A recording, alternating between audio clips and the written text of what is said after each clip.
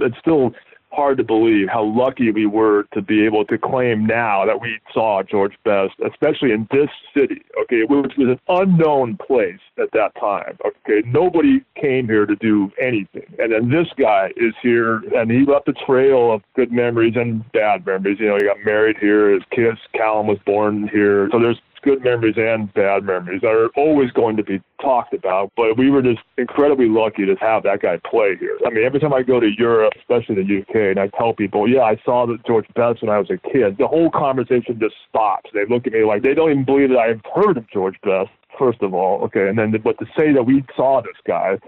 And I have friends my age who went to soccer camp, and George Best was there helping run the soccer camp. I mean, this is like in suburban San Jose in 1980 or 81. You know, it's unbelievable that that guy was even here and that we can still say that. Welcome to Good Seats Still Available, a curious little podcast devoted to exploring what used to be in professional sports. Here's your host, Tim Hanlon. Okay, it's that time again. How you doing, everybody? It's Tim Hanlon, your humble and congenial host for yet another fun-filled episode of that curious little podcast that is devoted to what used to be in professional sports. We like to call it Good Seats Still Available, and I welcome you to our latest chapter in our journey together in the world of forgotten sports. And today we are focused on the San Jose Earthquakes of today of Major League Soccer that rattle around in that beautiful 18,000-plus seat stadium called Avaya Stadium just outside of downtown San Jose, one of the more successful franchises in Major League Soccer. But most fans of the team today probably know that the team clearly has a long and colorful history that dates back all the way to 1974 with the expansion of the then fledgling original North American Soccer League. And that is the journey that we're going to be discussing today, that journey from the starting point in 74 when it really took the NASL by storm in terms of huge attendances and the love affair with the community of San Jose, literally and figuratively putting San Jose on the map at a time when it was really known as more being a suburban enclave for the Bay Area than a metropolitan area per se. And that is the journey from 74 until its current incarnation today of the San Jose Earthquakes that is the topic with our guest today, author and journalist, San Jose native Gary Singh, who has written basically, I think, the sort of definitive tome about the history of the San Jose Earthquake. It's called San Jose Earthquakes, a Seismic Soccer Legacy. Came out a couple of years back, and we're going to sort of walk through a little bit of that journey, that history, that colorful history of the San Jose Earthquakes with Gary Singh, our guest, in just a couple of seconds. We want to remind you that we are brought to you again by our friends at Audible, who remind you that a 30-day free trial of the Audible service, which includes, of course, a free audiobook download for you to try and to enjoy, is available for you to have, not to hold, of course, but to listen to at audibletrial.com/goodseats. Why don't you give that a try? And that's where you'll get a free 30-day trial, as we said, as well as a free audiobook download from a vast library of 180,000 plus titles. I dare you not to find something that's not worthy of your time. And again, at audibletrial.com/goodseats, that's the place where you can get that free audiobook download and a free month's worth, he says, of the Audible service. So you can cancel at any time. It's essentially a no-risk proposition. So I don't know why you wouldn't want to consider doing it. And feel free to do so. We appreciate you trying it. And we also appreciate the folks that have done so already and have enjoyed, as I do and have, audiobooks from Audible. Okay, let us smoothly segue into our very interesting conversation with author, a journalist, a longtime San Jose resident, Gary Singh, the author of the San Jose Earthquakes, a Seismic Soccer Legacy, and our little journey into the history of the team that is today, of course, still known and previously was known as the San Jose Earthquakes. Coming up.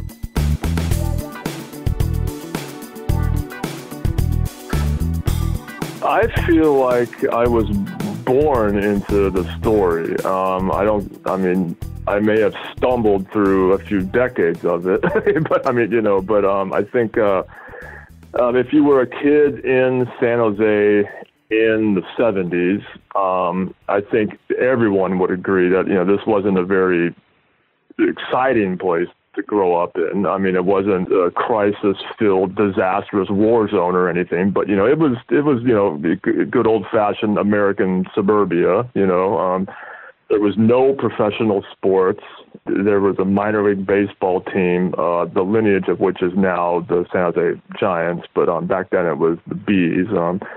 And there wasn't a whole lot to do here, and I said some of this in the book, but, there was a few shopping. If you were a kid, you went to the shopping mall or you went to Frontier Village, it really wasn't anything to do, and then when that team arrived, there had already been, a team in the Bay Area, the Oakland Clippers, and the NASL had existed in the other parts of the country. But that team was essentially the first thing that, we ever had here that was exciting to go do. Okay, San Jose State had some football teams, and they had a world-renowned track team in the 60s before I was born, But so the Earthquakes came along, and the whole generation of us just grew up with that team. There's so many stories, and then the whole thing collapsed in '84, and then I grew into a teenager pretty much right after that.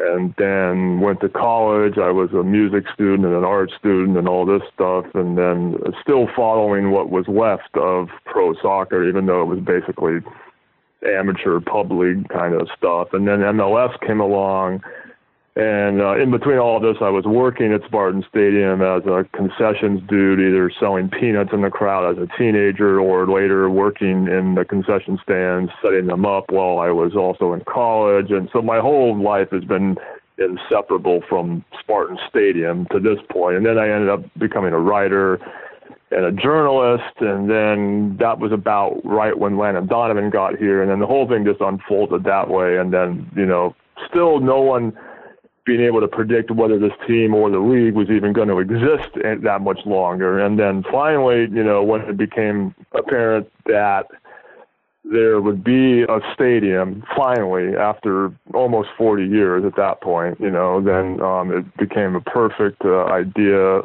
pretty much at the last minute, to write an overview of the entire history and then put it all out there for the fans. And I wrote it for the fans. I didn't write it for myself, so that's the short version. Well, okay, so let's talk about those fans, right? Because your chronicle here of this story, right? The San Jose Earthquakes, right, as an entity, it kind of had almost three distinctly different sensibilities to them. Name, yes, but clearly they were distinct and different parts of history borrowing or using that name, as you, I'm sure, discovered as you went back in time to the beginning days of this franchise. And maybe that's another sort of good place to sort of put a push pin into our conversation is maybe you could sort of set the scene a little bit based on, obviously you were just a mere zygote, I think, at this time, but circa late 1973, early 1974, you had this fledgling, or now again fledgling, North American Soccer League, looking to expand westward. And it seemed like there was like three teams that were pretty much kind of good to go to expand this league, with the exception of the Bay Area. And I guess San Francisco was sort of the idea, but it kind of didn't sort of pan out that way. Maybe that's a good place to kind of circle around the beginnings of what became the first incarnation of the Earthquakes franchise. Yeah, as far as I know, there was some mysterious group of businessmen in San Francisco that thought they had an idea to put a team somewhere. I don't know who they were. I don't know the details, but the way that I discovered the story is, just from talking to all these characters over the last few 20 years or whatever, is that, again, if you grew up here, there was no team here. This was suburbia, okay? There was nobody in San Francisco or Oakland ever conceived of the idea that San Jose would grow into anything except, a cannery backwater. There was a lot of canneries here, in agriculture and whatnot. So no one had any idea, even people in San Jose, no one had any idea that this would ever grow into a city that anybody would want to go to. Okay, but Dick Berg was the promotions guy for the 49ers. He was the guy that was in charge of essentially the halftime circuses that went on. They had connections to Marine World to go bring a bunch of animals on the field and have elephant rides and buffaloes and all sorts of wacky, crazy stuff. And he was part of the conversations that helped the team move from Kezar into Candlestick. And then when the whole idea of the NASL bringing a franchise here, he came along, partnered with Milan Mandrich, who was basically the guy who started the club, I don't know whose idea it was initially, but the beginning of it was that they did not want to be yet another professional team in San Francisco or yet another professional team in Oakland. They wanted to be the first team in this city called San Jose because they saw that there was a future here for professional sports. Okay, now nobody knew what was going to happen or how long this was going to last. Okay, but that was a very visionary way of looking at things. Like no one anywhere in the world outside San Jose believed these guys. Okay, they were really kind of ahead of their time, even thinking that there would be a successful professional sports team here. Well, you've been almost essentially a lifelong resident, sort of the Bay Area. Perhaps you could get a little deeper into, for our audience who's either not familiar or have never been to the area, about sort of which I guess you could call an inferiority complex of San Jose. It feels, I guess, a tad bit sort of back in the day, probably a bit more suburban, even, or ex-urban, but yet it's still close to the Bay Area. So it seems like a kind of Jekyll Hyde kind of identity, no?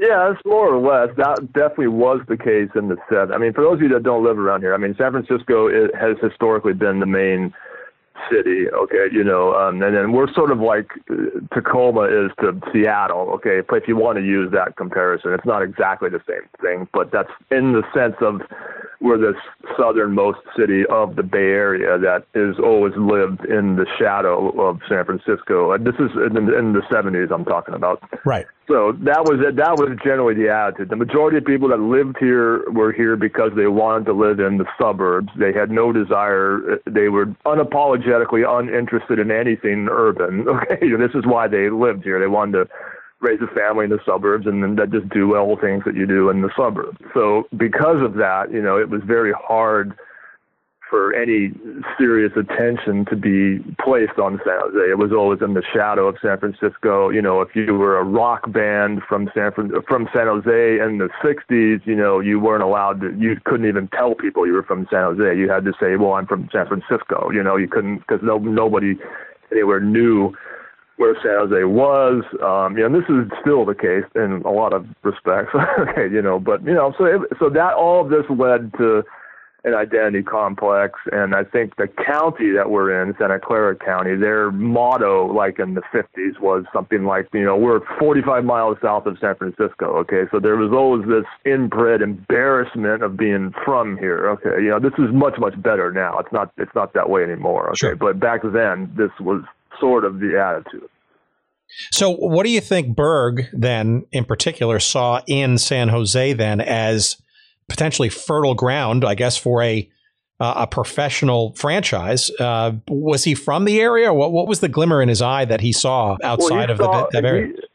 He saw that as the 49ers were moving from Kezar into Candlestick, which was, I don't know, 70 or 71, he ran the numbers and saw that the majority of the fans were still coming from the peninsula or the South Bay. This is even in 1970 or so. Okay, so he saw that, and he saw that Candlestick was right off the freeway rather than having to drive into San Francisco and go find, where Kezar was. I mean, he saw that there was a mass amount of people from the South Bay and the peninsula coming up into San Francisco already. So he said, well, wait a minute, if we just put a team and a sport down there, the numbers of people are already there. It sounds ridiculously simple now, okay, but back then it was still a kind of a backwater place that no one really didn't appear on the radar that much. And then he saw that the numbers of people were down here living in San Jose and that they would support the team, and he was right. So it based on what I've been able to tell, right? So it may be sort of curious as to sort of how this actually finally occurred, but it seems to me that Commissioner Woosnam of the NASL, was like most people from outside the area, looking at the San Francisco area, either San Francisco or Oakland, probably more San Francisco, I'm gathering, as the place. But it feels like that Berg was the guy that not only influenced Woosnam, but Mandarich, the owner of the team, to actually take this show into San Jose. And I got to think that took a fair bit of song and dance to make that happen.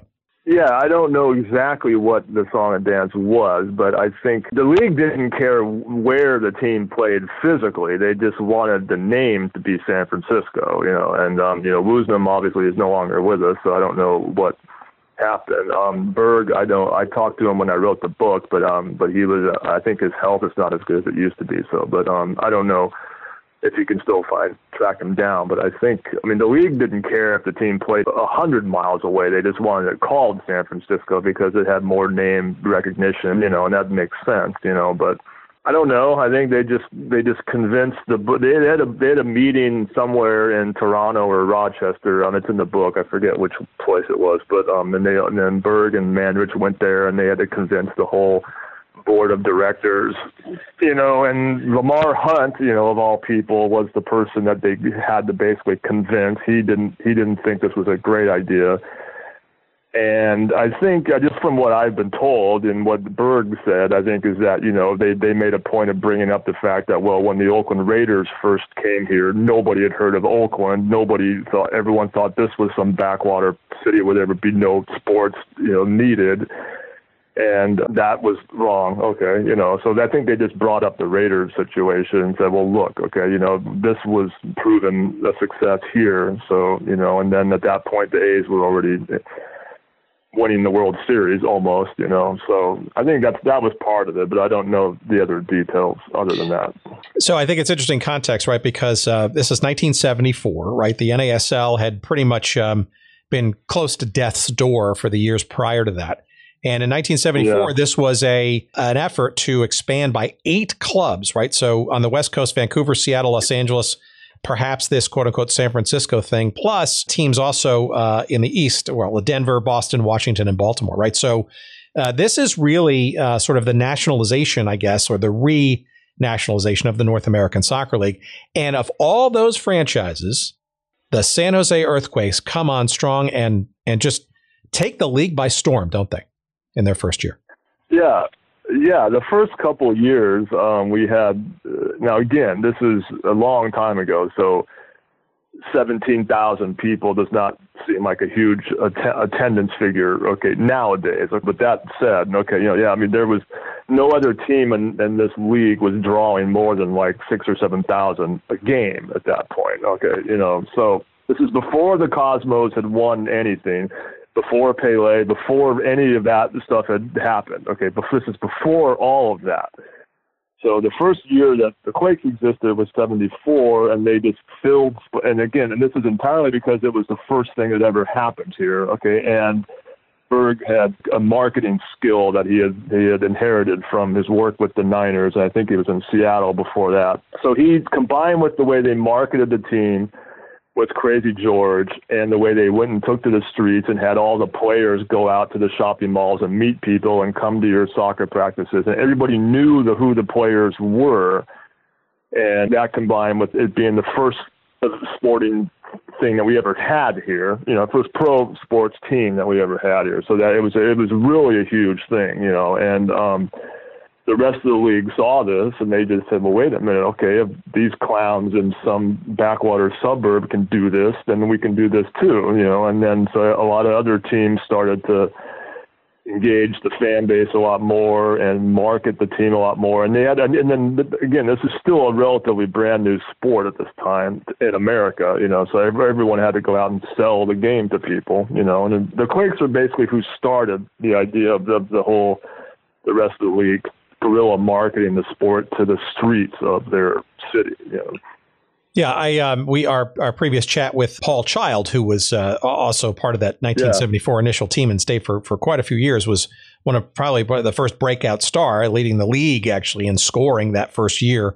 But he recounts quite a bit of pressing the flesh, so to speak, and then going out into the community and doing clinics and signing autographs and all that kind of stuff. The Shakers Dance Squad. And, it really seems like Berg truly, and Mandarich too, as owner, right, truly emphasized a real connection with the community and making it really seem like this was San Jose's true and only professional sports team and worth not only connecting with, but coming out to the games. Yeah, and if you were a fan, especially if you were a kid, that's exactly what it was. There was no sense of having rock star players. There were so many different components that went into the game event. Okay, everybody would tailgate on the grass next to the stadium. Beforehand, the players would be driving in. The players would come out and hang out with the fans at their tailgate beforehand, and then they would go in and have the game. Everybody would go in before the kickoff even started because everyone wanted to see what Crazy George was going to be doing at the game. And so there was this huge, play-by-play thing going on before the game even started, and then the game started, and every game is like jam-packed. And, it was like a stadium rock show if you were a kid. Everybody was just thundering and waiting to see waiting for the game to start. And then afterward, everybody's out back at their tailgates, and the players themselves come back out to go drink with everybody afterwards. Okay, it was completely an unheard of situation and how close the fans were to the players. There were, to a degree, the Raiders did some things like this in the 70s too. They would be out at the bars, getting trashed. Stabler has all sorts of legendary, stories and stuff. But in this case, the fans were directly connected to the players. Everybody was like one giant family, and they would come to your practices. If you were a kid playing soccer, they would come to your house for dinner. It was this is like unheard of stuff, and they really connected with the community on that level. And that's essentially what made it so popular at first. Well, so it sounded like it was fun, and I guess obviously soccer is part of it too, but maybe you could describe what Spartan Stadium was like. So you talked about tailgating and whatnot, but a couple of things. One, you saw see some of these earlier photos where the field itself was painted in the sort of earthquake colors. And maybe besides that, you could also maybe describe for our audience who has not benefited by hearing our previous episode with Crazy George Henderson, who he was and why he was a big deal in the stands too. Yeah, there's I can answer all of that. Let's see. Spartan Stadium is at this time the capacity is probably about 17,000 people. It's an old, broken down, rickety, decrepit, falling apart stadium. It was built in like the 30s on a dirt hill, about a mile south of the campus. Again, all of this is suburbia, okay, and it seats about 17,000 people on wooden benches, and, the locker rooms are run down and falling apart, 1960s era stuff. The bathrooms are these old, like multiple person troughs that you take a leak in, okay, at least the guys, okay, the whole place was just a dilapidated venue, but in a glorious way. Okay, and American football field is much, much skinnier than a soccer field. Okay, for those of you that don't follow soccer. Okay, so a soccer field is much wider and much longer. Okay, it's a lot larger. So, and because Spartan Stadium was such a tight, compact place with a very narrow field for soccer, the fans could basically line the barricades and look over onto the field, and you were only like 20 feet away from the players on the field. You could yell at the opposing players. You could scream at them. You could hear everybody on all the players in the field yelling. You could basically, you could verbally abuse the other players. There was relatively no security, okay? So if you were a kid, you could walk down the ramp and stand behind the goal and catch the balls. During the game, you were allowed to bring your own beer into the stadium. You could bring a nice chest of beer. That was legal. The vendors walking through the stand still sold beer. You could still do that. It was just a whole different era. And Crazy George is what sort of tied the whole thing together. He was basically a cheerleader from San Jose State in the late 60s, early 70s, and did some work for California Seals hockey team.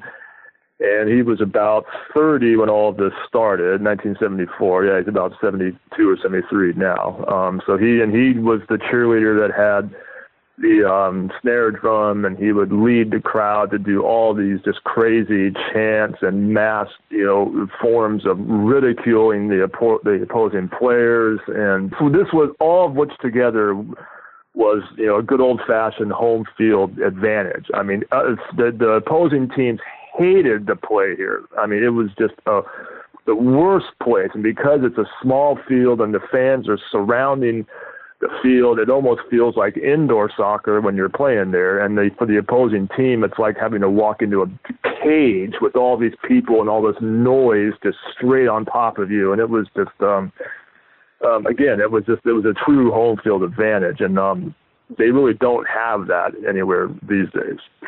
So it must have been a hell of a lot of fun. And by the way, for your completists out there, if you haven't listened to the Crazy George Henderson episode, that's episode number 7. So go to goodseatsstillavailable.com and search for that episode. You will not be disappointed. And you will hear Crazy George is still, in all his craziness, even as his advanced age, he's an absolute treasure and treat to listen to and hear stories from. But it's interesting. So you mentioned all that sort of fun stuff. And I got to imagine, even as a kid, it's got to be even more wondrous. The team actually did pretty well on the field, right? They in their very first season, right, came in second in their division. They lost in the quarterfinals of the playoffs, right? They're leading the league by a ton in attendance, and they had the leading scorer in Paul Child for the league. I think about, on all accounts, right, it seems like it was a pretty successful start, maybe to the surprise not only of the community but to the league itself. Yeah, we didn't go until the first couple seasons after they had started. So so everything I'm telling you now is still true as of 76, 77 and stuff. Okay, but the first couple of years they were hugely successful, and that led to them, or the NASL, awarding San Jose the Soccer Bowl, which was the championship game. In 75, okay, I think that was the first time they even called it the Soccer Bowl, and they were trying to basically use all the domestic American sports terminology to try and help sell the game. Okay, so Soccer Bowl was just a stupid name to begin with, but that's just what that was part of having to try and sell the sport, so. So that it was huge, and all these people were coming to San Jose. Pele came to play here twice. I came to play here twice, and everybody was here. And this had never happened. Nothing like this had ever happened here before.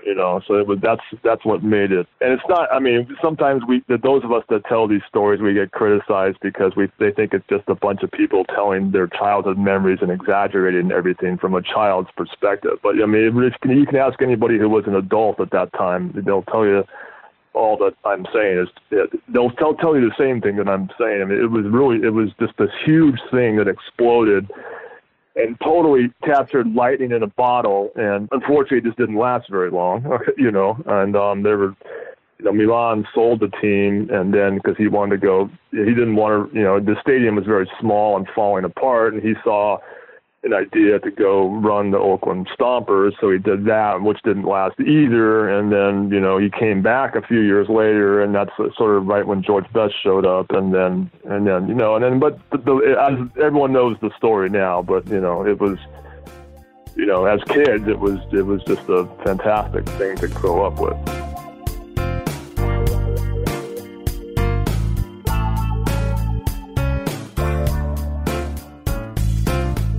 Okay, friends, sorry for the interruption. Just wanted to quickly remind you that today's episode of Good Seats Still Available is brought to you by our friends at Audible, the premier provider of digital audiobooks with over 180,000 titles to choose from in just about every genre you could think of. Audible titles play on iPhone, Kindle, Android, and more than 500 devices and MP3 players for listening anytime, anywhere. And for a limited time, my audience can listen to a free download of any book that they choose, as well as get a 30-day free trial when you go to audibletrial.com/goodseats. That's audibletrial.com/goodseats.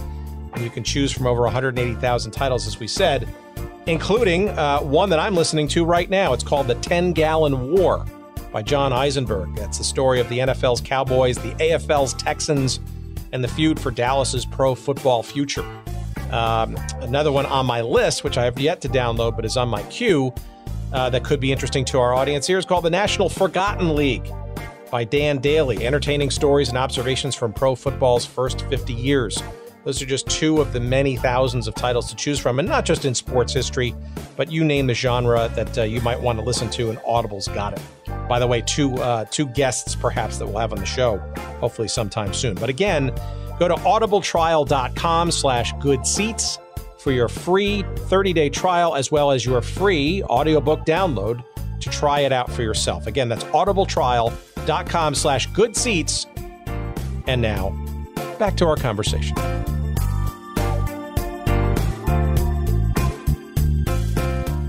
Well, okay, so it's clear that those first couple of years were quite something, and actually quite competitive on the field, too. It wasn't like they were just there for the party, right? Yeah. The crowds were growing. So maybe we could talk about 77, because after that season, right, which was sort of the last season of Pele, and was really on the verge of taking the league even to a grander level, at least for a couple more years thereafter, Mandarich decides to divest his ownership of the Quakes and buy another team in Connecticut and move them up to Oakland, right, in the same, metropolitan area, and create a new team called the Stompers, as you mentioned. What do you think, based on what you were able to discern, what was going through Mandarich's head, given that his exploits in San Jose were, frankly, pretty darn successful? Why would he want to give all that up and try something completely different? What was the allure of Oakland, and was it simply a stadium thing, or was there something else going on? I don't know the complete answer to that. I do know the people that do know the answer, but I think, he wanted a larger stadium. He thought that, I don't think he ever figured that Spartan Stadium would get the modern infrastructure that he needed. And I can't say this for certain, but I think there may have been something in the contract that if the Quakes had ended up falling apart, that he had an option to buy the team back or something. I don't know if that's exactly what happened, but then, I can't say for sure, but there was definitely something going on where I think he wanted to divest this situation and then start something new in Oakland. I mean, I don't really know the details on that. Yeah, I also can't imagine, too, why another team in the immediate vicinity, right? I know certainly Major League Baseball has its issues when it fights between, the rights of the Bay Area between the Giants and the A's, and who's going to move down to San Jose someday, et cetera. But in a fledgling league, granted growing and getting up to 24 teams by 1978, even I would sort of question, why would you put a team that's but 45 miles away, in the Bay Area, especially given something that you said before was lightning in a bottle and been largely successful and wildly so in the city of San Jose. I don't know. I honestly don't know the answer. I think the stadium was a huge part of it. That's just what I'm guessing. He just saw there was a huger stadium there, and there was more. I don't know. This goes into the theme of the whole book is that San Jose is still struggling to be taken seriously as a real city and a real destination, and he probably just thought he could get more fans to show up if it was in Oakland. That's always been an issue. So that's part of it. Other than that, I really don't know the deal. I should know all of this, but but on that particular detail, I don't really know. Paul Child would know that. Johnny Moore would know all this, and Milan's still around. But I don't really. I don't know the details. Well, Milan Mandarich, I would answer. I just don't know. No, that's okay. Well, Milan Mandarich is definitely somebody we'd love to get at some point. So at some point, we've got to put our heads together and figure out how we can get him here on this here big show. But okay. So as the team sort of meanders, it seems that by the way, that Oakland Stompers exercise only lasted 1 year. They were a 1-year wonder. Replete with Shep Messing and the Cork Poppers dance team. Yes, you could look it up. Someday we'll devote an episode to that one.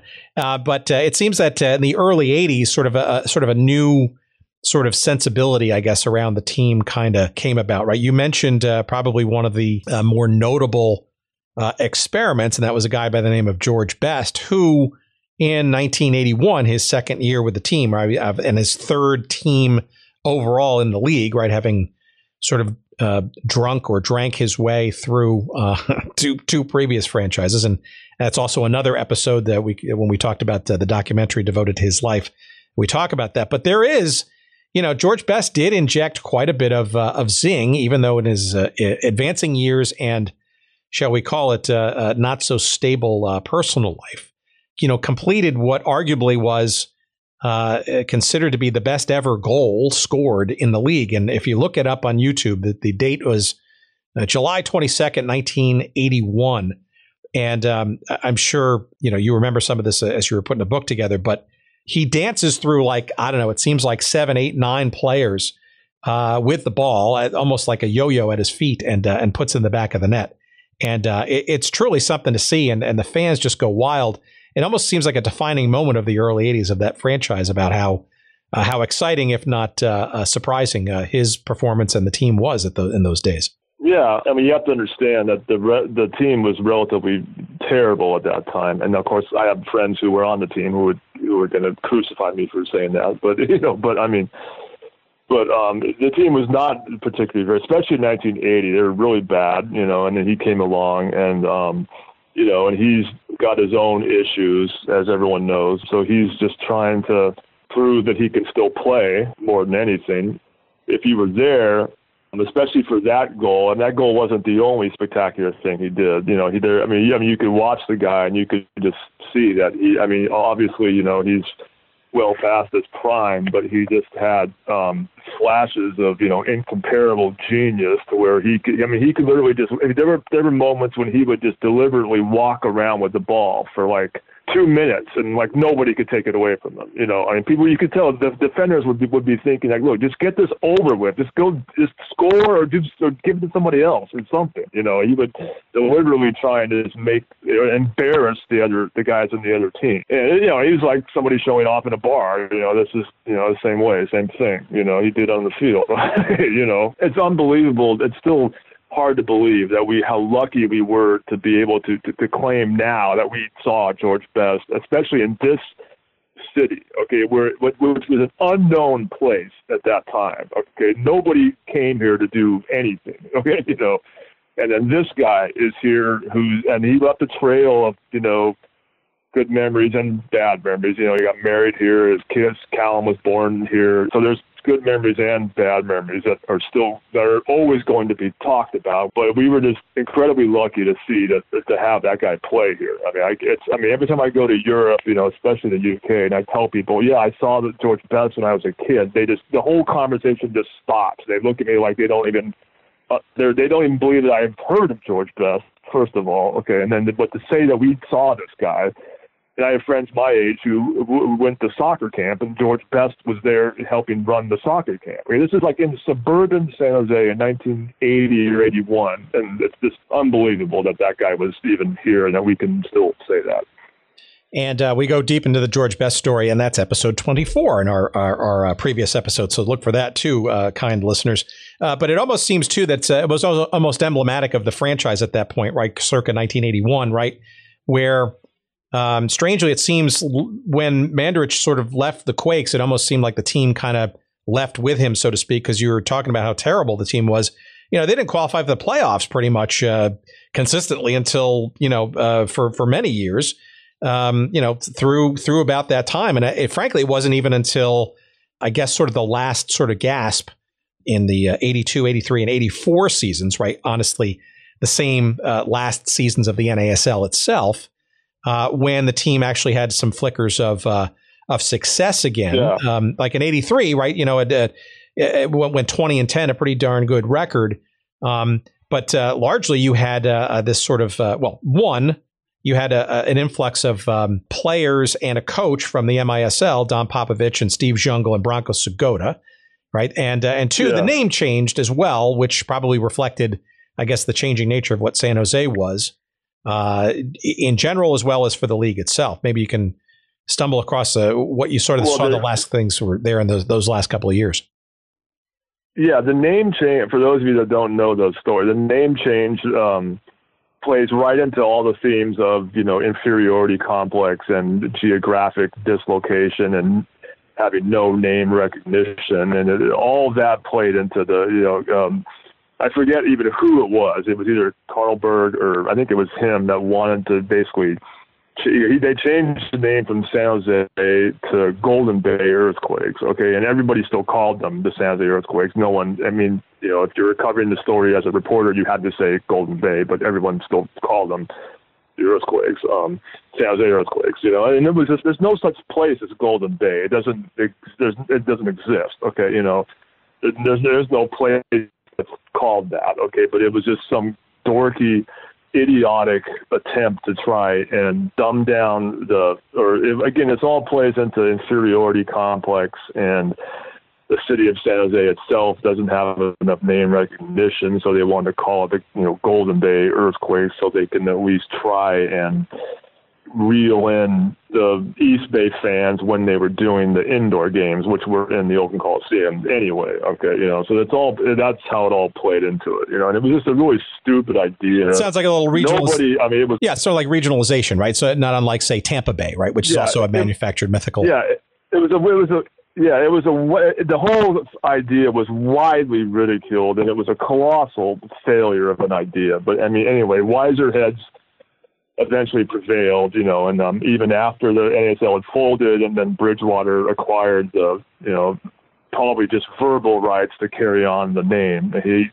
called it San Jose again. Okay, that was, he understood this, okay, whereas Carlberg is the guy who owned the team, is not a sports person. He doesn't know anything about stuff.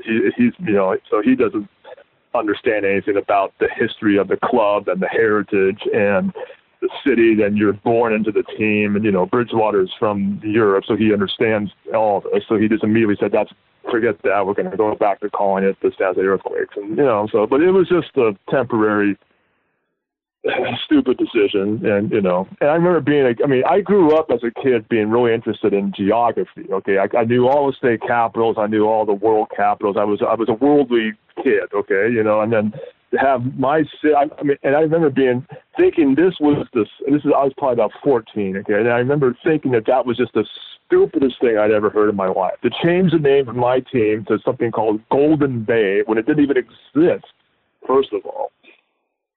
So I think I'm echoing everybody's opinion on this, but it was just, the team was great. We had Jungle, and then, and the 83 team was probably the best team in the league at that year, even though we didn't go on to win it that year. But, some really good players, and then the writing was already on the wall at that point. Everyone pretty much knew. They were losing teams every year. Teams were folding, and then by the time 85 came around, I think they were trying to salvage what they could, but they had, I think they had Minnesota and Vancouver, and then even the Cosmos had to kick it in because I think Canalia had some problems or something. But anyway, and that was the end of it.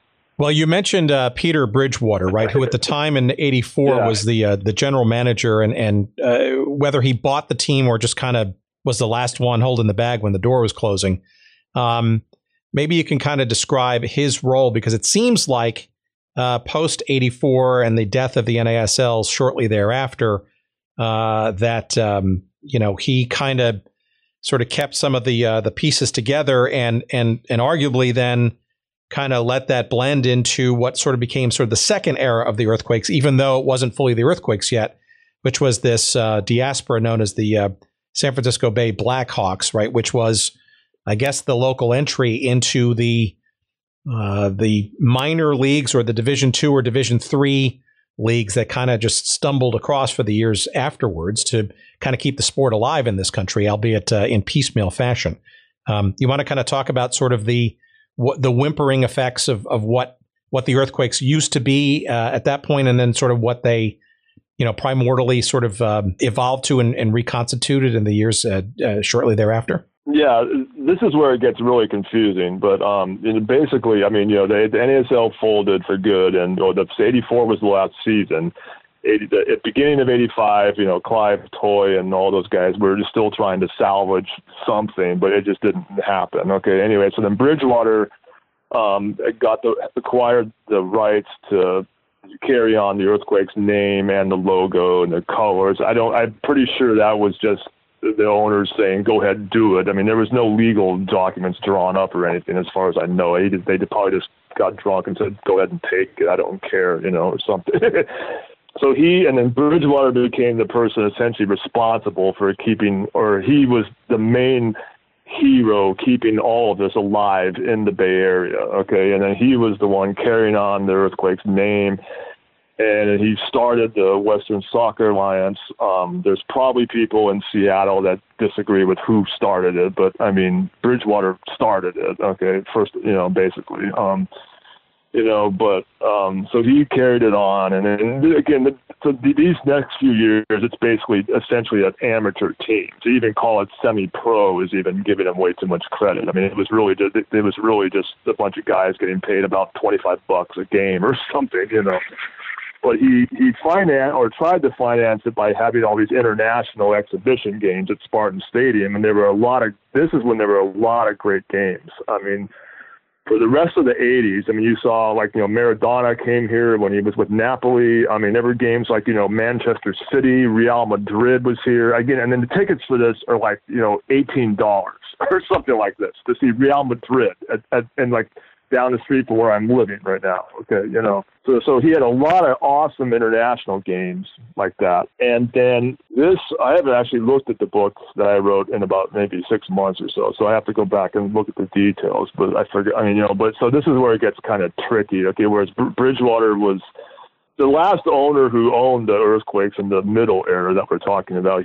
Tony, there was some financial difficulties, and then he had to basically give up the club, and then there's several people involved, not just one person. And then at the same time, I could be getting the order wrong here, but Dan Van Voorhees was starting a whole different team in a different league or something. And I have to go back and look at the details. Yeah, I think Dan Van Voorhees, right? So he's a Bay Area real estate lawyer, right? And he's I think he somehow gets involved with the Hawks, but he also, in the Western Soccer Alliance, and then became the USISL. But he also, though, at the same time, was apparently negotiating or somehow getting involved with the formative rumblings or beginnings of this thing called Major League Soccer, and apparently had the rights to the Bay Area for an MLS franchise, right? Yeah, he and Bridgewater did not get along at all. They were always at each other's throats about this, about this stuff. But Bridgewater at that time is more concerned with, he's on the World Cup committee to bring the World Cup here in '94. So he's in charge of the Stanford venue. He's dealing with all that stuff. And then, so Van Voorhees has the San Francisco Bay Area Blackhawks, which was a fantastic team. That was 91 was the year that they won the championship of that league. Okay. And that team, you can talk to anybody. Those teams in that era were fantastic. It was Eric Winalda. Well, actually, Callaway was the coach. It was Eric Winalda was here, John Doyle, Marcelo Balboa, Paul Bravo, Dominic Kinnear played for that team. That was like a star-studded team of the best American players that we had at that time, and that was, so they were a great team. And then all of this is happening, and then this is, and he was even, Van Voorhees was even trying to start something with Mexico. Like he was trying to get the Mexican league to combine with some teams on the West Coast in California to have some other joint league. And all these different irons were in the fire. And then he eventually had to basically offload the whole thing to MLS. But he was one of the main people that fought to have San Jose as one of the founding cities in MLS. So he's hugely responsible for that. But due to whatever was going on in this financial situation, he had to offload everything to MLS, and then the team wasn't. And then so basically, the way to simplify it is that the Bay Area, this SF Bay Area Blackhawks, essentially, I'm speaking historically, not legally. The Blackhawks essentially merged with the still percolating history of the Earthquakes to basically form what became the San Jose Clash. That's how I describe it. Right, and it's also interesting to note that the construct of MLS in the early days, and actually still to this day, is largely that of the early days, it was of an investor operator kind of model, right, where the investor would come in and have effectively rights for a particular franchise, or in the case of Anschutz's group, a number of franchises, but in essence, it would still be actually part of a bigger whole, that is for the league. So while you nominally had oversight over a team or a region, you were really becoming an investor in the league. And it seems like that for whatever financial reasons, Van Voorhees, just about at the beginning of the league itself in '96, kind of had to bow out and effectively sell the rights that he had as part of that process back to the league, which basically meant, if I'm not mistaken, and yes, I was at that very first MLS game in San Jose in Spartan Stadium, seeing Eric Winalda score that dramatic late goal in the 88th minute. Yeah. It seems that that the Clash was destined to be sort of league owned for the first couple of years of its existence. But maybe you could talk about the name itself, right? Because Bridgewater wasn't a big fan of the team being named the Clash, was he? Well, I mean, so let's just go back for a second. Okay, I mean, what I just said before. I mean, I say that for a reason. Okay, like so Van Voorhees basically sold off all the name and the player contracts and everything to MLS, and then Nike is who was their main sponsor, so they chose the names. Okay, they chose the Kansas City. It was Nike and somebody else. I forget. But Nike chose the Clash. Okay, but basically, what I'm interested in. Just as the person who wrote the book and trying to connect all the dots and all this, I mean, if you go to the first season of MLS, okay, the Clash is the name. Nobody, well, I don't want to say nobody, but anyone who grew up with this sport, no one liked the name. Okay, I don't think Bridgewater liked it either, but this is what Nike wanted. And what everyone could immediately see, though, the first year of MLS, for the Clash, you had the president of the team is Bridgewater. Laurie Calloway is the coach.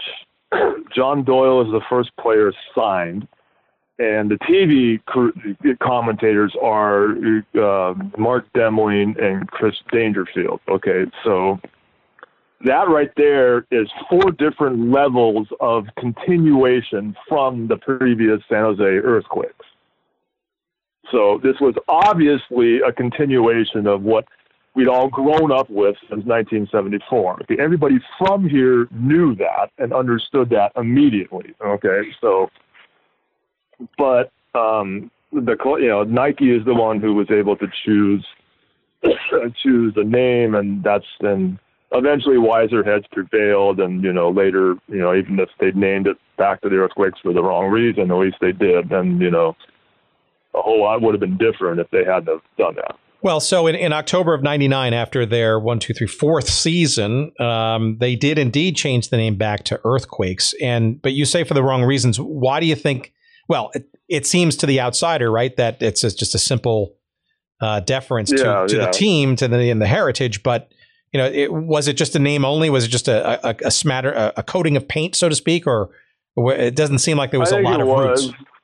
I think Lynn Metropole was the GM at that time, and I think they just had they had some kind of readership, or not readership. I mean, I'm a newspaper guy, so I automatically say readership. They had some kind of fan survey, and that combined with a bunch of idiotic, consultants that they were working with, and I don't know. So eventually, she came to the idea, well, we should just change it back to the Earthquakes because the team is not doing very well. They're a pretty terrible team, and maybe they're just jinxed because I don't know. But I think she just finally made a decision one day and just walked out of the office and said, we're going to do this, and I don't think she did it out of any kind of knowledge of any massive amount of history like we've been just talking about. I think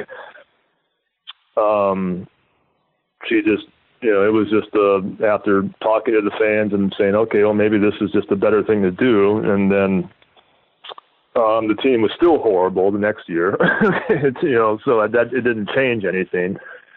But the year after, I think they had a consultant who made them realize that blue jerseys sell more than this gaudy, awful thing that they were wearing, the class was wearing. So they did that, and again, this is details that I don't really remember, but well, indeed, this would have been too much to include in the book anyway. Well, no, but clearly they did start to catch fire the following year, and I don't think, again, it's because of the name change back to Earthquakes, but with a new coach in Frank Yallop and an assistant coach in Dominic Kinnear and a new allocation in the name of Landon Donovan, right? The fortunes dramatically change in 2001, literally for the last number of years of its second incarnation as the Earthquakes. They truly became one of the, if not the league's leading teams over the next 5 years. And the Earthquakes name, not a bad association given that. Well, I think the Earthquakes name was definitely part of it. I mean, I think a lot more people identified with it, at least the people who had grown up with the team or the original team and had suffered through this idiotic name of the class and these horrible 1990s shopping mall emo kind of jerseys that they had. At least we were glad that they were at least calling it the Earthquakes, and then from 01 to 05, I would definitely say that we were the best team in the league over those 5 years. I mean, not just by statistics, but I think we definitely were. They were a really fun team to watch. It wasn't just a bunch of guys booting the ball upfield and dump and chase, hockey style. I mean, it was they had the ball on the ground the whole game. It was possession soccer. They were some really interesting characters playing on the team that had their own personalities on the field, the way that they played. The starting lineup was essentially the same starting lineup most of the games in a row. It was a really great, family of a team, and they all got along. Most of them got along off the field, and if there was any player that came into the team and had a chip on his shoulder and tried to act like a punk and thought he was bigger than the team, they would just get rid of him and say, "That's it, you're out of here." And everybody kind of went out and supported each other, and it was everything that you wanted from a team, from a professional football or soccer team at that time, and again, this is still 01, 02, 03, 04, so people still aren't sure if the league is even going to last, that much longer. Nobody knows at this point. And then Landon had essentially the entire future of the sport dumped onto his back, whether he wanted it or not, wanted to be that person or not. So he's getting tugged in a million different directions. People want him to go to Europe and play over there, and, he doesn't know he's only 20 years old, so he doesn't know how to deal with all this, but he was definitely the best player we had in the U.S. to that point, at least at that time. And again, this is like to say that I was a kid growing up in this stadium and seeing George Best play on that field, and then, 20 years later, here I am, a journalist, watching Landon Donovan, who's the best player that we have in the country, play on that field right there. It was just, it was the most blessed feeling I could possibly have. It was just amazing that the whole thing came full circle to that point, and then we win 2 championships. And, the history wrote itself. I didn't have to do any work to tell the history on this. It was pretty easy. Well, yeah, and not only 2 MLS Cups, but a Supporter Shield in 2005. And you also, you saw, a team that, had the biggest turnaround in league history. And there was, it was clearly something, plus the derbies, right, with Los Angeles, right? That's really where this sort of modern day California Classico really got going in earnest. There's some real barn burners of games that happened during that period of time, too, between the Galaxy and I think it sounds weird to say stuff like, the best turnaround in league history. The league only existed, 5 years. Fair enough. But and we're only talking about, I'm saying, I say that too. Okay. But just in retrospect, to put everything in context, even though it was only 2001, 2, 3, 4, 5, 5 years. But during that short amount of time, that the LA San Jose rivalry really was the most intense filled, true, authentic rivalry that this short fledgling league had seen at that point. Okay, now nowadays, the situation in up north, Seattle and Portland, has completely overeclipsed it, and that's probably the hugest rivalry in the league. I mean, because that goes back to the 70s, and it's probably completely eclipsed anything that San Jose and LA probably ever was. I mean, but for this 5 years, at that time, 01 to 05, that was like, I mean, we win the championship in 01, they win it in 02, we win it in 03 in their stadium, in their brand new stadium in 03, and then I think DC won the next year, and then we came back in 05 we were the best team in the league easily. We only lost 4 games that year, which is still a record, I think. And then, but they snuck into the into the playoffs, and then we got knocked out, and Landon got the last laugh, and then, they went on to win it. So that absolutely was the best, most intense, and most authentic rivalry, just as much as you can say in just, 5 short years of a 20-year league so far. But yeah, it was just fun to be a part of. Well, all right. So despite all that success on the field, it's clear, though, that behind the scenes, right, the bubbling up of more, shall we say, financial and ownership issues started to really play out. I mean, obviously, you saw Frank Yallop leave to become the national coach of Canada, and Dominic Kinnear became the head coach. But I think it's also important to remember that the Anschutz Group was still, AEG, was still the owner of this team, effectively an owner of a number of teams keeping this league going. And it was pretty clear that they were actively trying to sell off this team, or at least disperse of some of the teams that they own, so that they could spread out the ownership across the league. And in 2004, despite a pretty good run of success on the field, you had a bunch of things happening, including the general manager, Johnny Moore, resigning. You had this idea, which I didn't even know about. The AEG apparently was close to selling the team to Club America of Mexico and renaming the team San Jose America. How did that come about? I mean, it almost presages what Chivas became later on, but wow, that would have been a monstrosity. Both of those ideas were percolating at the same time, So, I mean, AEG didn't want to be in this market. It's not their market. They don't know anything about this market. They don't care. They just didn't. They figured they could. Eventually, they realized, well, they had a better opportunity to get a stadium in Houston that they didn't have to pay for, and that won't happen in California. No one will vote to have a stadium built with any kind of public money. It just won't.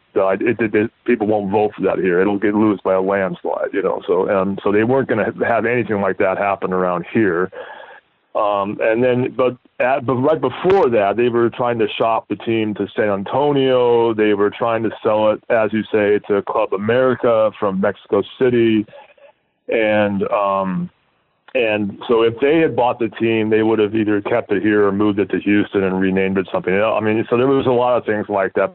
But then Johnny Moore was who you can say basically is the Earthquakes. He's like the guy who's been here since it started. They started, him and Dick Berg started the club in a hotel room in the Hyatt on First Street, the Hyatt Hotel. That's where they first figured out how to start the business. Okay, so he's been there since the beginning. He's like the fan favorite who is now returned as general manager, and he just he didn't want his club, and he if there's any person in the world who can say it, this is his club. It's Johnny can say that, And so as the general manager in 2003 or 4, at this time. So, and then once he heard that they were planning to essentially sell the whole franchise to Club America and remove and destroy all the history that Johnny helped build from day one, he just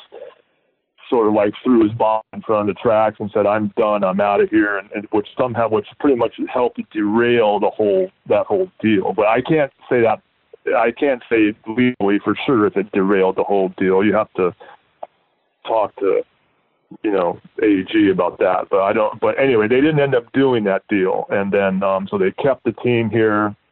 At the end of 2004, they were going to pull the trigger and move it to Houston, but then a group of people, local fans, banded together and helped to rally the masses and convince AEG to keep it here another year. And then, which they still didn't find a local owner at that point. And so they moved the whole thing to Houston. And then the fans here are the ones who essentially fought to keep the records and the statistics and the trophies and the historical lineage here. The fans are the ones who did that. Okay? If they had not done that, then AG would never have even thought about doing that. The league would never have cared. And then when they did bring a team back here, it probably would have ended up being called something else. I don't know. But the fans are the ones who did that. That's the important thing. Yeah, I hope the people in Columbus right now are listening to this, because that is, it's pretty scary what these corporate owners, what these absentee owners who care nothing about the history and the heritage of the club that they're destroying by moving it to some other place, And there's no other situation in any other country in the world where you would move a team somewhere. This is a completely American exception, a belligerent American exceptionalist invention to do this. Okay, it's if you go see how soccer is done anywhere else in the entire world, you're born into the club. You're a fan of that team. It doesn't move somewhere else. Okay, the club and the history are the important thing. Owners come and go, leagues come and go, or you get promoted or relegated into a different league. The owners come and go, corporations come and go. It doesn't matter. Okay? The club is the important thing. Okay, And this guy in Columbus doesn't understand any of this. Okay, AG didn't understand any of this. They probably understand a little bit more now, but it was just the stupidest thing in the history of this league to move that team.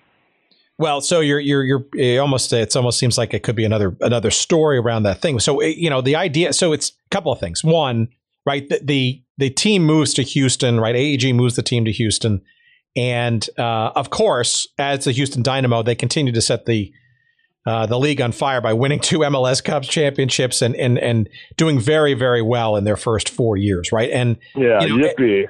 Yeah, well, right. And you got to think, as a jilted fan of the San Jose franchise, right? So, but also you're hinting at, and this requires a little bit of dexterity here. It almost sounds like the Cleveland Browns NFL deal when the new Cleveland Browns were established.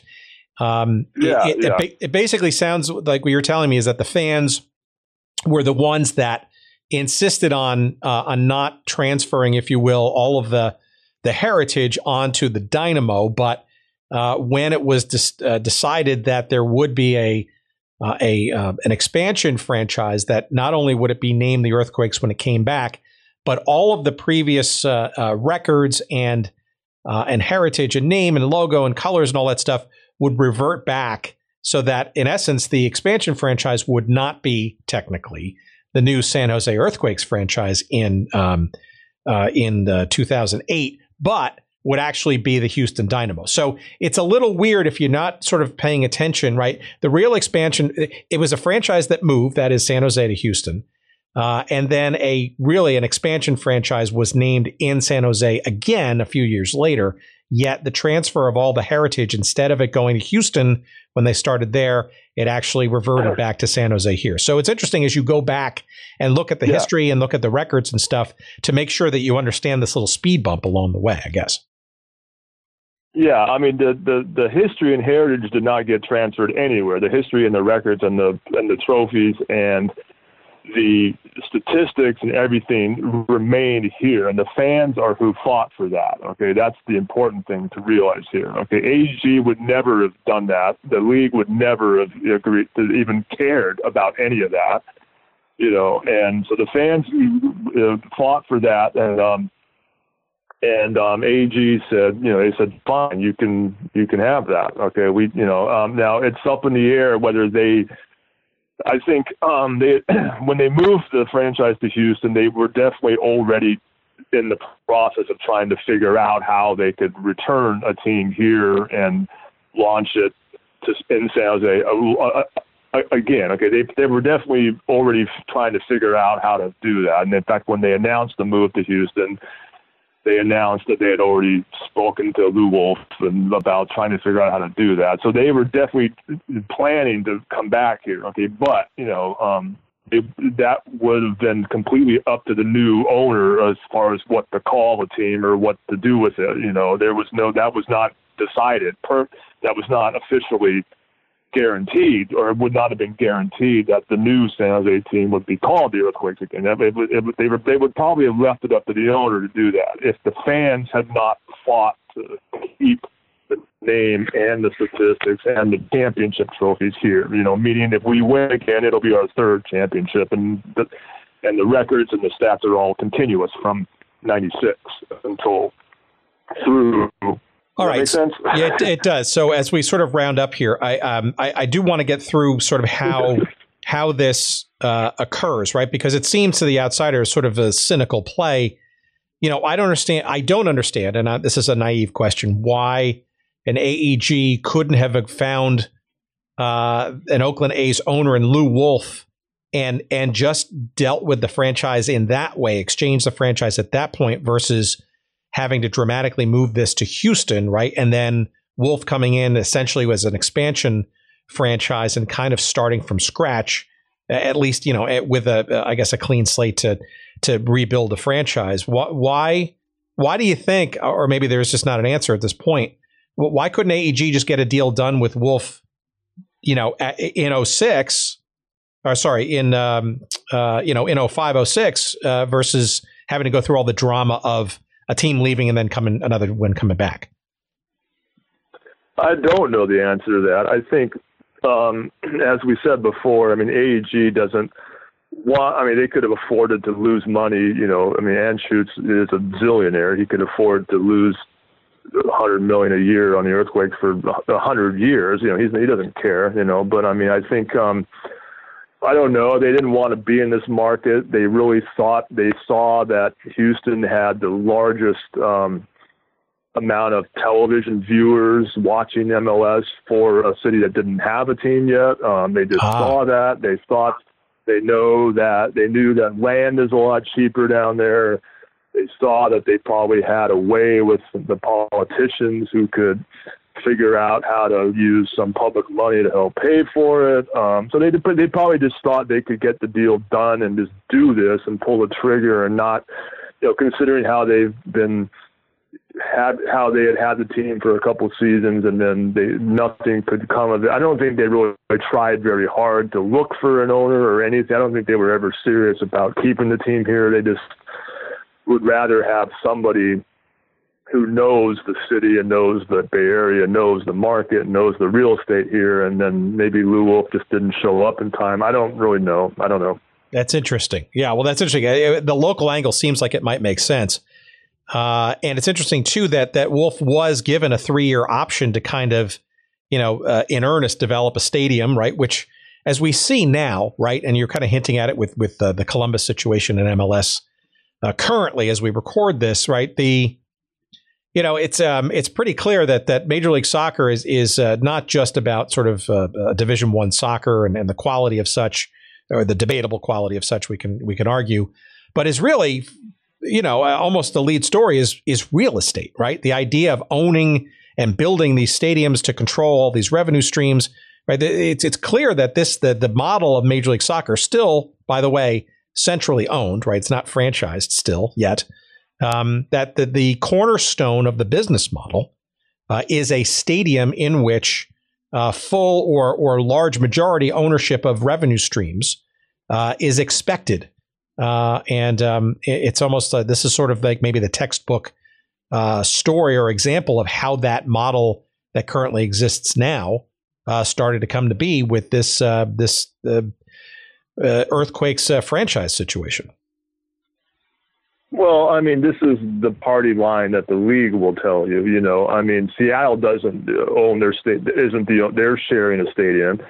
everyone talks about how all the great crowds in Portland and Seattle are doing, how much crowds or everyone's talking about, the great crowds that they get up there. Well, they had the luxury of already having a stadium there. They had to either remodel it or they shared it with another professional sport. Okay. I mean, we had to build the whole thing from scratch. Okay. It's not that easy around here to do that. Okay. So the whole thing about requiring every MLS franchise to have a new built stadium for itself, blah, blah, blah. That's essentially just the party line from the league, because that just fits in with, they've always played favorites. They want the teams like Seattle and Portland and Los Angeles to be, they want those teams in those markets to succeed. They don't care if we succeed, this is my opinion, not anybody else's, but, so it's the stadium thing is, they're at the point where it's obviously the franchise model is not working like they or initially were going to think it will. It's basically a domestic American sports franchise model. If you go anywhere else in the world, there's no such thing as these franchises for soccer. The team, they're clubs, not franchises. You own your own club. And if you do good, you get promoted to the next division. And if you do bad, you get relegated. But you own the club, okay? And then the whole city is for the club, and they own the club, okay? Or the owner owns the club. So, and if you want a stadium, it's your club, so you raise the money and you build it, okay? And there's none of this single entity crap or anything, So that's a whole different argument, but. Well, it's a raw one, and it's certainly something that as soccer fans debate sort of the future of the sport, right, and not making the World Cup is certainly a really good, perhaps example of perhaps what needs to be changed or undone or rethought. It's a very valid point. Right, Columbus is a good example, and you've got a lot of arguers here for pro-rel and the quality of play on the field, and frankly, the business model of MLS, which is still single entity, and despite the whimpering last gasps of the second incarnation of the North American Soccer League, right, is wending its way through the courts, and it could be things around antitrust and all that kind of stuff. But you're right, it's another conversation. Why don't we maybe segue and sort of try to circle the end of this conversation with maybe this. Still not too clear path to the third version, shall we say, of the Earthquakes.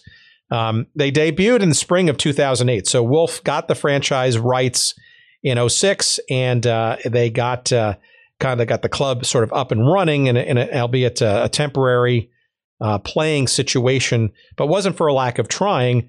It's interesting to me that the team comes back in 2008.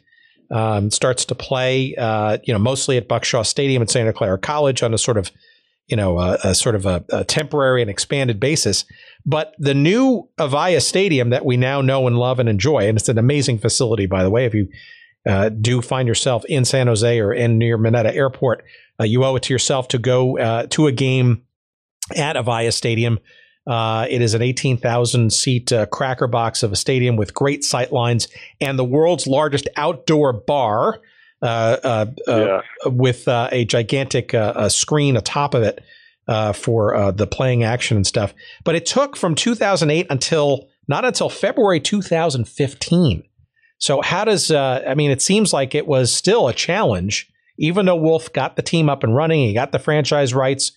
He was a local owner and somebody who could perhaps make things happen that AEG couldn't. It still took that much time to get a soccer-specific stadium built for the new version of the Earthquakes. Maybe a little bit of a hint about sort of that story. Yeah, there's several different pieces to this also. Well, one, it takes forever to get anything built in California for anything like this. Okay, first of all, there's a lot of real estate issues. There's a lot of politics. There's a lot. It's right next to the airport, so they had to clear all that stuff. And it's in the neighborhood of a bunch of houses that are far away, but on next to the university. So they were kind of antsy about what they were how they can have a stadium so close to their place. And they all, which are issues. And then the land they're building it on. It's a former military research facility, so there was like bunkers and things underneath the ground that they ran into. So that knocked it back a year, first of all. So that's one component of the whole thing, is just all the bureaucracy and the issues and things like that. And then Wolf is usually the one whose name is thrown around the most on this, but he was basically the lead owner when they came in, and then his son essentially was the point person for a lot of it, whereas Fisher is the guy who basically makes the more large financial decisions when it comes to it. First of all, it's not really Wolf, and then Dave Cavill was the president. He was brought in essentially to be the guy to take the lead and make the stadium happen, and make sure it was a good stadium and not some, cheapskate, third rate, just build whatever you can build as cheaply as possible kind of thing, which is probably what Wolf would have done if he was the only one doing it. I don't mean that in a personal bad way, but that's just how he works. Okay. And so Cavill came in, and he was basically the main lead man responsible for turning the stadium idea into what you see it as now. So he has a good business sense, and some of the fans don't like him for whatever reason, but he's now moved on to the Oakland A's to basically do exactly the same thing, to basically make the stadium happen there. And it's they're basically using our blueprint of how he did this here. Okay. So, and he was really instrumental in making the whole thing happen. He was the guy that put all the pieces together and made sure that it was a much better facility than it probably would have been otherwise. I got the sense, too, that the actual construction site was a bit problematic as well. That delayed things further. Yeah, that's what I was just saying. This was on the site across from the airport where the stadium is, was a former FMC plant. There was a lot of military research that was done there. Even as recently as 10 years ago, you could see tanks, rolling across this land, doing stuff, and there was old, munitions and weaponry buried underneath the ground that they dug into when they were building the initial groundbreaking stuff. And, so that is what they drilled into, like some old bunker that they didn't even know was there underneath the ground, and that's what basically delayed it for at least half a year or something. So it was going to open a year earlier, but they couldn't make it work. But I think by all accounts, a well worth the wait, right? It's a really fun and great stadium, and I think the atmosphere is just I think it's really well done, and I think it's fun, and in some cases, a little bit of a throwback to some of the maybe more earlier, sort of incarnation days of, the family friendly, but certainly just the more fun aspect of the original franchise back in the day. Yeah, and that definitely played a role into how they were wanting to build it. They don't want, and the 70s was this era of the gigantic, concrete stadiums, and maybe they were used for the Olympics, and there's a track around the whole field, and all these different things that made places horrible to see soccer games in. And even now, if you go to a game at Levi's Stadium, it's horrible to see a soccer game. Or if you even Candlestick, it was just god awful. It just wasn't built for this, And whereas this stadium, it's small, it's 18,000. That's about the top of what they draw, for the season. It's about 18,000. So that's the right size for now. And there's not a bad seat. You can't get lost. It's really small. You can walk around the whole place, circle the whole place in like 10 minutes. There's still some problems. The traffic and the egress and whatever those terms are, the how you drive into the place and drive out. It's a little convoluted, and they're having problems with VIP lots are not VIP enough, and they just finally paved a lot of the parking lot, and it was so there's a lot of things that are still not really up to speed enough as what they could be. But it's inside the stadium. It's a fantastic place to hang out. It's just it's a great place to see a game. All right. So as we sort of wrap up here, I get the sense that so you've seen this team in its various incarnations. You've covered sports and the team and other things in the San Jose area for some time. What do you sort of see the franchise's future looking like? It's clear to me that they've spent the last couple of years throwing back a bit. I think I saw a couple of season ticket images that looked back on some of the major events in the team's history back in the 70s and 80s. And, I saw Crazy George was, part of the beginnings of one of the games. And it seems like they've not forgotten their past and almost warmly embraced it, which I guess is a good thing and very refreshing to see. Yeah, that is a good thing and refreshing to see, and Crazy George was there almost every game this season, but there's still the team on the field was relatively terrible this year, and they weren't that great the year before either. So, and the fans are starting to, and they're raising the season ticket prices every single year, and the team is getting worse every year. They overhauled everything and brought in a new GM, and they will have a new coach next year, and they're signing some really interesting European players that have some personality, and some Latin American players that have some personality, and they have some homegrown local guys that have a lot of personality. So they seem to be gathering the mix pretty well as far as entering a new phase. But it gets very frustrating as a fan because it seems like every year, every season, they're trying to rebuild from the disasters of the previous season. Okay, it never really gets anywhere, So, and then meanwhile, they're raising the season ticket prices and adding more luxury stuff, and they can't fill the stadium, So they're having all the same problems that any franchise has, But the future, I don't know. I mean, I think they have they have what looks like a more personality driven and unique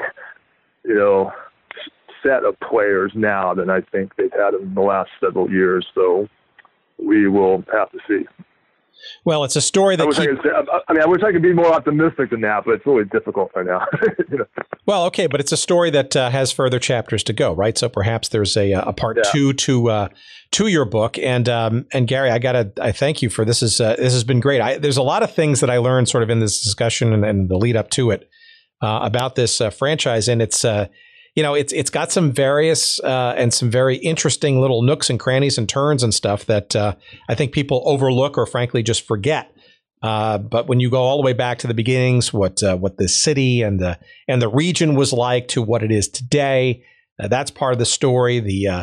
The franchise and its history within the league or not a league or a league again. Ownership of the name and the history behind it and the to stadium or not to stadium, and the fans, right? We'll keep forgetting about the fans, right? And their ability to sort of, change the corporate lexicon to keep, the heritage and the history of the team. I mean, all these things are really, really important things, especially if you're a fan of the team now.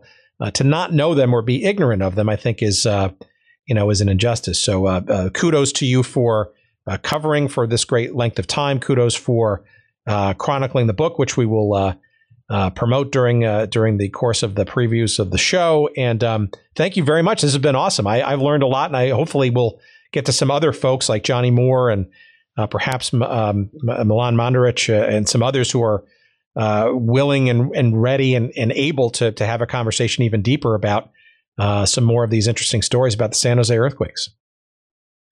Yeah, I mean, I think the history is important. It's not the only important thing. Obviously, the team on the field now is important too. Okay, but I think between us and Vancouver and Seattle and Portland, those are the only four teams that have a long history like this. The rest of the country doesn't, or the rest of the teams in MLS don't. Okay, and they can manufacture any rivalry they want and manufacture any new franchise and sign whatever player you want. They aren't going to have the history that we have, and that's the cool thing.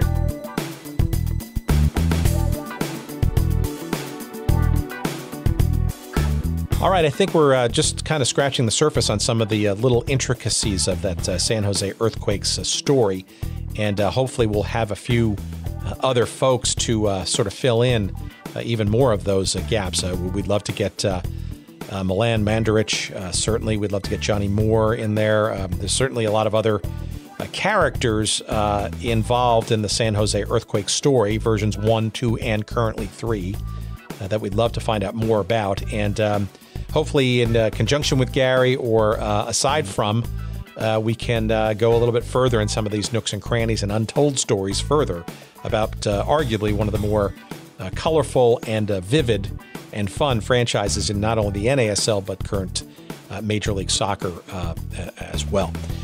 Gary Singh is an interesting guy. He's got lots going on, very creative gentleman.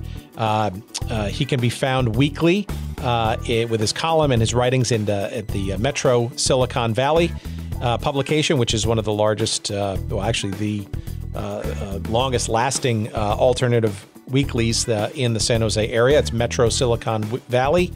I think the website for that is metrosiliconvalley.com, strangely enough. Gary's book, as we talked about, is The San Jose Earthquakes, A Seismic Soccer Legacy.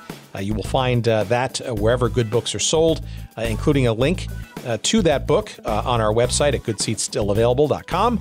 Just search for the episode number 40 with Gary Singh, and you will see a link conveniently there for you to go to Amazon and purchase said book.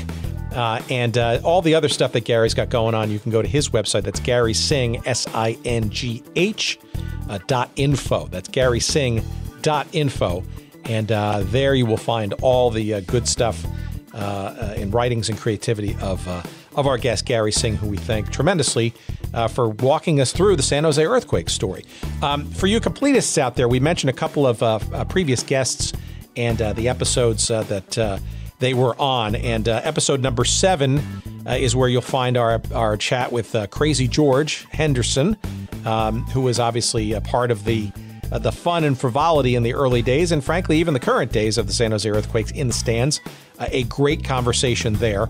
Episode 22 is worth your listening to as well. That's our episode with Dan Gordon, who crafted the very fine documentary film about the life of George Best, and in which you will see that highlight that we discussed in our conversation with Gary here of George Best, and arguably his and maybe the NASL's greatest ever goal in July of 1981 at Spartan Stadium. It's quite a sight to see, and it's George Best maybe past his prime, but the glimpses of brilliance are absolutely on display in that clip and in that movie, and that's with Dan Gordon, who had the movie that was an ESPN 30 for 30, and that's our episode number 32. And of course, don't forget episode 35, which was our very fun and rollicking interview with Paul Child, one of the first true stars of the original San Jose Earthquakes in 1974. And that's a fun journey as well into Paul's life and career, much of which got a very heady start in earnest when he was part of the San Jose Earthquakes of the mid and late 1970s. So give all those previous episodes a listen. I think you'll enjoy, and it'll help further tell this fuller story of the Earthquakes, and obviously more hopefully to come with other guests as we wend our way through our journey together into forgotten sports lore and history. Let's see. So our website is goodseatsstillavailable.com. As I said, please go there early and often.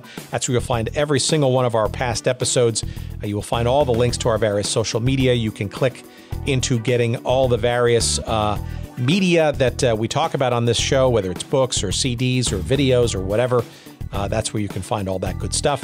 And on social media directly, you can go to Facebook and like us there. You can go to Instagram at Good Seats Still Available and follow us there. And of course on Twitter at Good Seats Still. That's our little handle there. You can follow us and tweet at us as well. Okay, I think I've exhausted myself and our guests and probably you as the listeners. So thank you for listening. We always appreciate it, and we look forward to talking to you again next week for another fun-filled episode. Until then, drive safely, everybody. Take care.